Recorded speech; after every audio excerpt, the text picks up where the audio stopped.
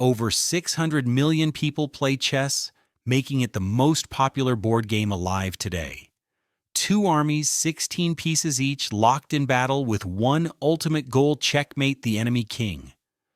From medieval castles where nobles studied openings by candlelight to Netflix's Queen's Gambit, sparking a modern craze. The game never really leaves the stage. It adapts, it reinvents, it finds new meaning in every generation. 64 squares, endless possibilities, that's the paradox of chess. And unlike most board games, chess has an international governing body, FIDE, treating it like a professional sport, complete with official rules, rankings, and world championships. Then came the digital era, and chess erupted into something bigger than even its Soviet golden age. During the pandemic, streams on Twitch made grandmasters like Hikaru Nakamura into online celebrities, pulling millions of views with speed trash talk and insane tactics. Memes like the Bong Cloud opening, once a joke, became part of the cultural lexicon, bringing humor into a game long viewed as rigid and serious. It was proof that even in lockdown, people wanted strategy, drama, and a touch of chaos.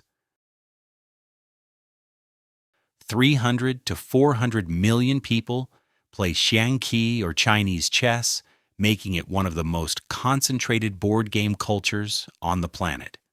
Unlike Western chess, this battlefield is split by a river across the middle, with generals trapped inside palaces and cannons that leap over pieces to strike. The rules look familiar, yet alien, a mirror image of chess adapted to Chinese history and military strategy.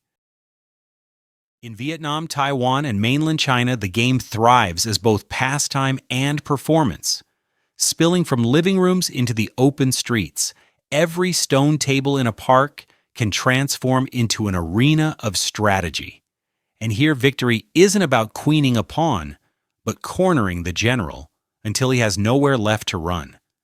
Xiangqi isn't just a game, it's urban culture carved into daily life. Old men lean under banyan trees, clacking pieces while trading gossip, their laughter mixing with the sound of traffic. Young players sit in cafes or street corners, betting a few bills while plotting sneaky cannon sacrifices. The board becomes a stage where loneliness fades and community takes over. No stadium, no tickets, no broadcast, just 2 plastic cups of iced tea in a game that lasts all afternoon. In those moments, Xiangqi feels less like competition and more like a language of the city itself. And that intimacy is exactly what sets it apart from the globalized spectacle of chess.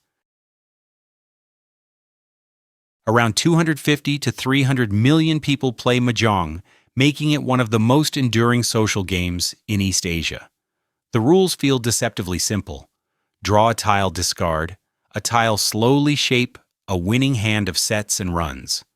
But behind the clacking tiles is a brutal race of memory, probability, and bluff, more like poker than a casual parlor game.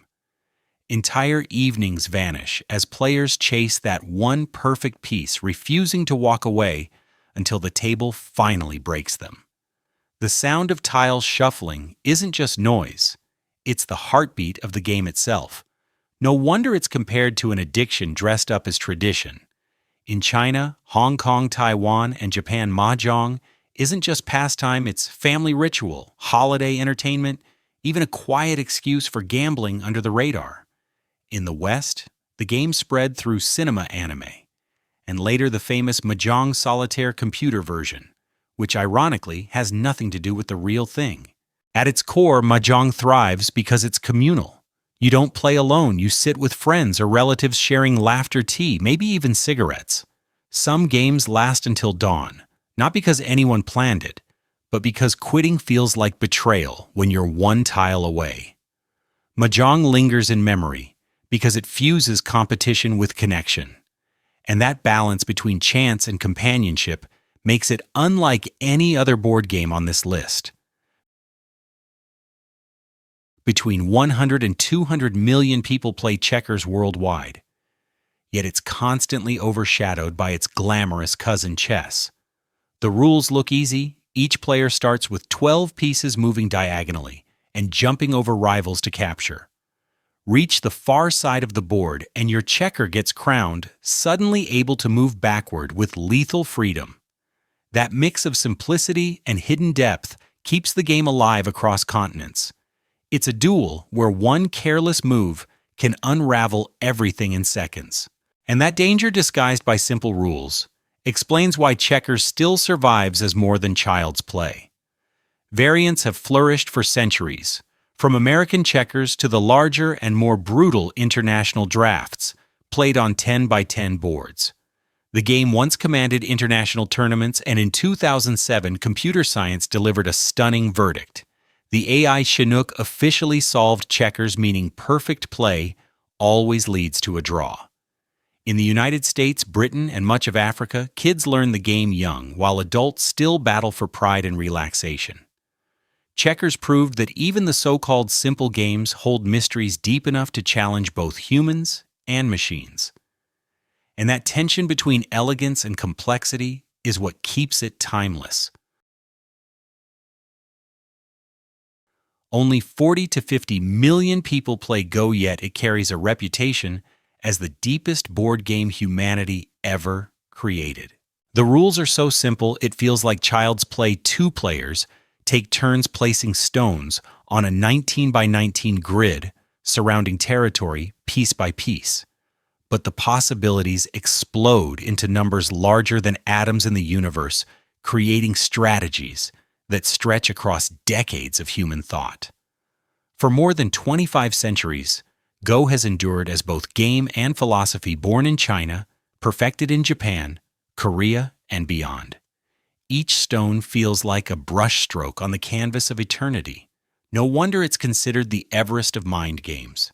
In the West, Go remained obscure until 2016, when AlphaGo, the artificial intelligence from Google's DeepMind, defeated Lee Sedol, one of the world's strongest professionals.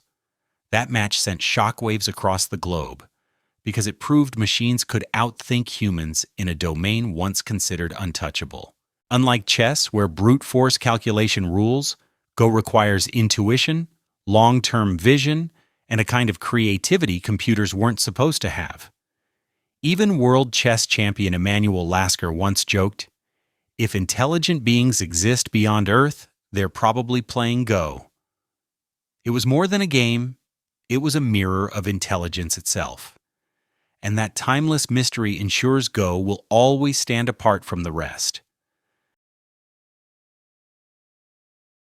Backgammon may only count 30 to 50 million regular players today, but it holds the crown as the oldest surviving board game in history. Archaeologists trace its origins back 5,000 years to Mesopotamia, the land we now call Iraq. The rules mix dice-driven luck with sharp positioning as two players race their checkers home while blocking and trapping each other along the way. It's both a sprint and a duel, where fortune can flip in seconds, but long-term planning still decides who wins. Every roll feels like a gamble with destiny. That tension between chance and skill is exactly why the game endures. Across Turkey, Greece, Lebanon, and the Balkans, you can still hear the clatter of dice echoing through smoky cafes and street-side taverns. Men sit for hours, not just competing, but debating politics, gossiping, or simply savoring time moving slower. Backgammon becomes ritual as much as pastime, a social glue binding generations together with the rhythm of dice and counters. Even now, the board itself is almost an invitation: sit, roll, talk, argue, stay a while. It's not just a game, it's a slice of cultural memory preserved through play. And that ritualistic weight makes backgammon less about winning and more about belonging. Around 15 to 20 million people play shogi, almost all of them in Japan, where the game carries the weight of cultural tradition and national pride. At first glance, it looks like chess, but one rule changes everything: you can capture an opponent's piece and then drop it back on the board as your own. That twist transforms every battle into a test of patience and creativity, because no victory is ever permanent. Pieces recycle momentum shifts, and even a losing position can suddenly explode back to life. It feels less like a duel of attrition and more like a philosophy of rebirth. And that philosophy makes shogi uniquely samurai at its core. In Japan, shogi isn't just a game, it's an industry with celebrity players treated like actors or prize fighters. Professional ranks are earned through grueling tournaments with stars collecting sponsorships, televised matches, and prize pools that rival mainstream sports. Fans watch live broadcasts, debate strategies, and follow their favorite pros as if they were martial artists carrying the legacy of their craft. The aura of discipline, resilience, and cunning strategy reflects the samurai spirit embedded in Japanese history. If chess represents Western war, then shogi is the Eastern meditation on death and renewal. And that spiritual difference is exactly why shogi stands apart from every other board game in the world. A single board can feel small, yet every game on it reflects the way entire cultures think, dream, and fight. From Western logic to Eastern intuition, from the cold ambition of domination to the quiet philosophy of rebirth, each board game carries centuries of human struggle inside its rules. These aren't just pastimes, they're mirrors of identity, memory, and survival. Every move whispers something about who we are and where we come from.